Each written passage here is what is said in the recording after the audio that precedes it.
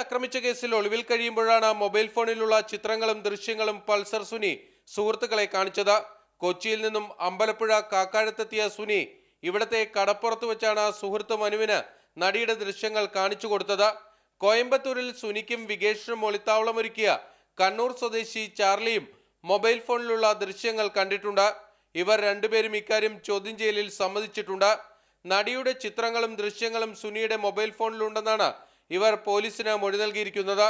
ഇതിൽ മനുവിന്റെ രഹസ്യമൊഴി രേഖപ്പെടുത്തുന്നതിന് പോലീസ് കോടതിയെ സമീപിക്കും.